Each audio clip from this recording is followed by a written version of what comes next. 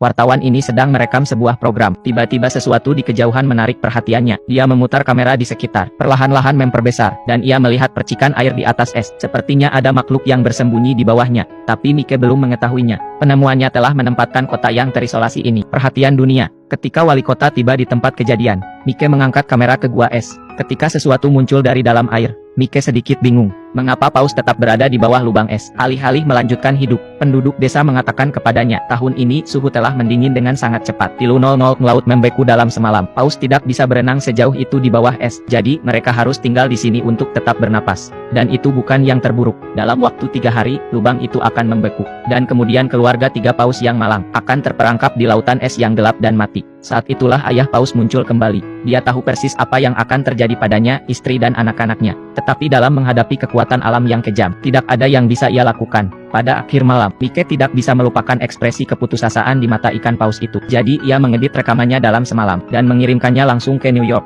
Hari berikutnya, paus itu ada di berita. Kisah ini segera menarik perhatian masyarakat. Tidak lama kemudian, media dikerumuni oleh para jurnalis. Mereka semua ingin menghasilkan uang dari ikan paus. Kamar hotel di kota naik dari genap 0 menjadi 500. Namun, antusiasme mereka tidak surut. Kota perbatasan yang tenang tiba-tiba menjadi hidup. Tetapi sang wali kota tampak sibuk. Paus mungkin telah menjadi berita. Tetapi mereka tidak keluar dari bahaya. Dan tidak semuanya buruk. Penduduk setempat memiliki tradisi membunuh paus. Penduduk desa sudah merencanakan bagian ikan mereka. Wali kota tidak ingin mengambil keuntungan dari ikan. Tetapi penduduk desa harus mencari nafkah. Tidak ada yang bisa dilakukannya. Segera setelah itu, sebuah konferensi pers diadakan di kota. Perwakilan masyarakat adat memperdebatkan kasus mereka. Menekankan bahwa perburuan paus adalah cara hidup mereka. Itu masuk akal dan legal. Ana dari masyarakat hewan tidak mau kalah, bahwa kapal pemecah es sedang dalam perjalanan. Paus-paus itu akan segera dikembalikan ke laut. Mereka berselisih paham. Untuk sementara waktu situasi terhenti. Tiba-tiba, semua orang di ruangan itu menoleh ke belakang. Wali kota berjalan ke pesta peluncuran. Apa yang terjadi selanjutnya? Apa yang terjadi selanjutnya di luar dugaan siapapun. Wali kota meyakinkan para delegasi dalam 5 menit. Mereka sepakat dalam keputusan mereka untuk membantu paus keluar dari perangkapnya. Sekarang Ana bingung.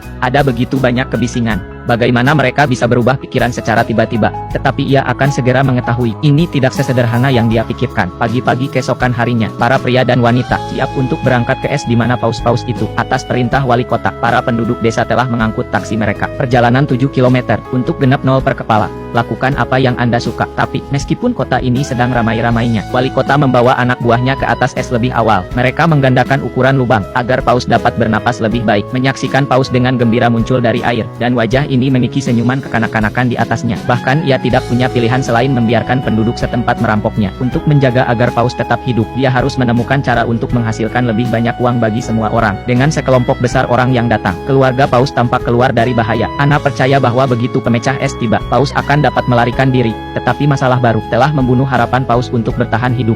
Wanita ini melompat ke samudra Arktik pada suhu 0 di bawah 0. Semua orang mengenakan jaket bulu. Dia hanya mengenakan pakaian selam tipis, dan dia tidak merasakan dingin sama sekali. Ana menolak teman-temannya. Dia menggigit snorkelnya, dan menyelam ke dalam air es. Airnya tertutup es. Laut pun hening. Kecuali secercah cahaya melalui lubang, kegelapan menguasai dunia yang dingin ini. Ana tidak takut. Perhatiannya tertuju pada pemandangan di hadapannya. Sekelompok paus berenang ke arahnya. Dengan rasa ingin tahu mengamati wanita itu, tiba-tiba, Ana memperhatikan ekor paus kecil dengan jaring ikan yang melilit ekornya. Ia berenang ke arahnya, dan paus muda itu tahu bahwa manusia di depannya ada di sana untuk membantunya. Dia tetap berada di tempatnya. Siapa sangka bahwa wanita ini akan mempertaruhkan hidupnya hanya untuk membersihkan tumpukan jaring ikan. Ana berenang perlahan di belakang paus muda, menarik belati dari kakinya, mengiris keras melalui jaring keras dengan kekuatan. Paus muda memutar ekornya sebagai respons.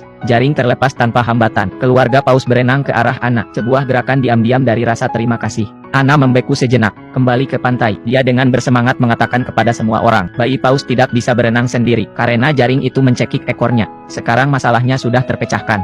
Hanya harus menunggu es pecah, dan itu saja. Tapi itu tidak semudah yang Ana pikirkan. Menjelang sore hari, suhu udara turun secara dramatis. Air di mulut gua telah membeku lagi. Keluarga paus belum makan selama 7 hari. Untuk bertahan hidup, mereka telah menggunakan semua energi mereka. Dan bukan itu saja, kondisi paus muda belum membaik. Meskipun mereka telah terbebas dari jaring, tetapi luka di mulutnya telah memburuk. Ia juga memiliki kasus pneumonia yang parah. Kerumunan orang bingung, tetapi tidak ada gunanya. Yang bisa mereka lakukan hanyalah berdoa agar kapal pemecah es segera tiba. Larut malam, suhu telah turun hingga -45 derajat yang belum pernah terjadi sebelumnya. Gumpalan es di mulut gua semakin tebal dan tebal. Setiap pergantian udara menjadi lebih sulit. Orang-orang memecahkan es secepat. Esnya tidak cukup cepat pecah. Mereka akan tenggelam di bawah air. Mereka harus meminta bantuan kota. Segera, Anna tiba di tempat kejadian dengan bantuan. Tom bersaudara telah membawa alat penyelamat es mereka sendiri. Itu ada di dalam air, sehingga air tidak akan membeku. Tetapi ketika mereka mengeluarkan deicer, Anna terkejut bahwa yang disebut deicer itu hanya sepotong papan busa yang diikatkan ke kipas angin. Tetapi melihat kepercayaan diri Tom bersaudara, tidak ada yang bisa dia lakukan. Ia tidak punya pilihan selain mencoba. Tetapi sebelum mesin itu bisa bekerja, generator mati lebih dulu.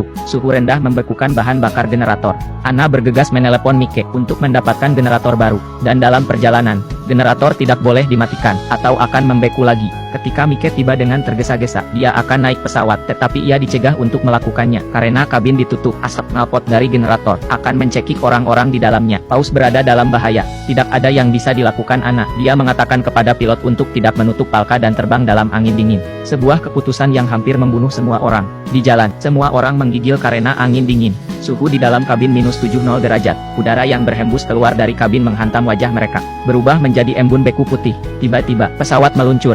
Alarm berbunyi. Semua orang sangat gugup. Kelopak mata pilot membeku. Sulit untuk dilihat. Pesawat perlahan-lahan jatuh. Anna berteriak putus asa. Mike memikirkan jalan keluar. Jadi dia mengabaikan penolakan pilot. Ia memegang kepala pilot dan mulai menjilati matanya. Meskipun prosesnya sedikit menjijikkan, tapi itu bekerja dengan sangat baik. Beberapa orang tiba di tempat kejadian. Daya disambungkan kembali. Unit penghilang es berungsi. Krisis sudah berakhir untuk saat ini. Semua orang menghela napas lega. Tetapi pemecah es itu dalam masalah besar. Bayi paus ini mencoba untuk bunuh diri. Dia menjulurkan kepalanya keluar dari air. Sekali pandang ke langit, kemudian ia tenggelam ke dalam air. Namun, manusia di pantai tidak tahu. Orang tua paus menjulurkan kepala mereka keluar dari air untuk meminta bantuan. Orang-orang menganggap ini sebagai tanda bahwa mereka siap untuk pergi. Paus-paus itu putus asa, tetapi naluri mereka untuk bertahan hidup mendorong mereka untuk mengikuti lubang yang digali oleh manusia. Orang-orang sangat senang melihat paus berangkat. Kegembiraan yang tinggi. Mereka berkumpul di pintu masuk lubang untuk menyaksikan. Dan saat itulah, Anna menyadari ada sesuatu yang salah. Bayi paus itu hilang. Ia pergi ke lubang pertama untuk mencarinya. Airnya membengkak, tetapi paus itu tidak terlihat. Anna bingung. Ia baru saja bersama orang tuanya. Bagaimana mungkin ia bisa menghilang dalam sekejap? Dan saat itulah, wali kota berbicara tentang hukum alam yang kejam untuk bertahan hidup. Bayi paus itu sangat sakit. Orang tuanya enggan pergi untuk merawatnya. Ia tidak ingin menyeret keluarganya ke bawah. Ia harus mengorbankan dirinya sendiri. Ia berhenti berenang. Ia membiarkan tubuhnya tenggelam ke dalam kegelapan laut. Anna tidak bisa menerima kebenaran. Dia berteriak kesakitan. Dia ambruk ke tanah. Kesedihan menyelimuti semua orang. Tetapi penyelamatan terus berlanjut. Hawa dingin akan datang. Mereka harus segera mencapai perairan terbuka secepat mungkin. Kalau tidak, dua paus yang tersisa akan tenggelam juga. Wali kota telah memobilisasi semua warga. Semua orang menghentikan apa yang mereka lakukan. Mereka mengambil peralatan mereka dan bergegas ke lokasi. Meskipun banyak orang datang untuk membantu, tetapi masih ada masalah di hadapan mereka. Esnya menumpuk. Dinding es telah terbentuk ribuan kilometer di bawah laut. Kapal pemecah es terjebak 200 menjauhnya. Tidak mungkin menerobos dengan tangan. Tetapi Anna tidak menyerah. Dia mendekati presiden, berharap bahwa ia akan mengesampingkan prasangkanya untuk sementara waktu, untuk meminta bantuan dari Angkatan Laut Soviet di dekatnya. Mintalah bantuan dari pemecah es mereka. Presiden belum pernah mendengar permintaan semacam itu. Uni Soviet adalah saingan Amerika Serikat. Anna ingin meminta bantuan mereka, dan kolonel mengatakan itu tidak mungkin. Kata-kata Anna selanjutnya, tetapi kata-kata Anna berikutnya membuat mereka tidak bisa berkata-kata. Seluruh negeri menyaksikan untuk menyelamatkan paus. Saat itu tengah berlangsung pemilihan umum. Jika presiden tidak setuju, ketika itu berakhir, Anna akan berbaris dan memprotes, dan itulah bagaimana dia akan dipilih. Presiden tidak menyangka Anna akan mengatakan itu. Ia tidak tahu apa yang harus dilakukan. Pada akhirnya, solusi Anna berhasil. Presiden ditekan, setuju untuk meminta bantuan Angkatan Laut Soviet. Ketika berita itu tersiar, media berita dunia meledak. Tidak ada yang bisa membayangkan, dua rial perang dingin, akan setuju untuk bekerja sama untuk menyelamatkan paus. Berita itu sampai ke tempat kejadian. Kerumunan orang terinspirasi. Semua orang penuh energi. Segera mereka menggali sampai ke kaki dinding es. 425 lubang di seluruh lautan beku. Itu adalah kerja keras, tetapi semua orang senang. Tiba-tiba, sirene berbunyi, menarik perhatian semua orang. Di kejauhan, kapal pemecah es Soviet datang dengan cepat. Anna tidak menyangka Soviet akan datang begitu cepat. Pikiran bahwa paus akan segera dapat melarikan diri. Hatinya akhirnya lega. Namun, suasana di atas kapal pemecah es sangat berat. Dinding es itu lebih besar dari yang diperkirakan kapten. Tidak akan mudah untuk mencapai pintu keluar. Kapten memberikan perintah untuk memperlambat laju. Dengan ragu-ragu, ia mengarahkan ke arah dinding. Orang-orang di pantai menahan napas. Harapan yang tinggi, tetapi detik berikutnya kecepatannya terlalu lambat. Dinding es tidak bergerak sama sekali. Tetapi, saat kerumunan orang kecewa, suara kapten terdengar melalui radio. Kawan-kawan, kami hanya menguji air. Kita akan mempercepat. Menyingkirlah dari jalan. Segera setelah kata-kata itu diucapkan, pemecah es datang dengan kecepatan yang lebih cepat. Ia menghantam dinding. Sebuah retakan besar terjadi. Tetapi dinding es tidak pecah. Kapten tidak senang. Ia memerintahkan kapal pemecah es untuk melaju dengan kecepatan penuh. Entah pistol es akan menerobos, atau kapal akan hancur. Dalam sekejap, hati para pria itu terangkat. Pada titik ini, pemecah es meluncur ke depan, dan dinding es pecah menjadi lubang besar. Semangat juang para pejuang sangat mengejutkan. Ini bukan waktunya untuk bersukacita. Kerumunan orang bergegas ke dinding dan menunggu. Namun, 1 menit telah berlalu, 2 menit telah berlalu. Tetapi paus itu lambat untuk menampakkan dirinya. Tapi, tepat ketika semua orang berpikir mereka telah gagal, sesosok tubuh muncul dari kedalaman, dan langsung ke langit, menyaksikan 2 ekor paus saling berkejaran, berenang ke kejauhan. Semua orang merasa bahagia untuk mereka dari lubuk hati mereka yang terdalam. Pada saat ini, orang lupa akan perjuangan antara politik dan kepentingan, melupakan perpecahan antara bangsa dan ras. Dalam menghadapi mukjizat besar kehidupan, mereka bersorak bersama. Untuk waktu yang lama mereka tidak bisa berhenti.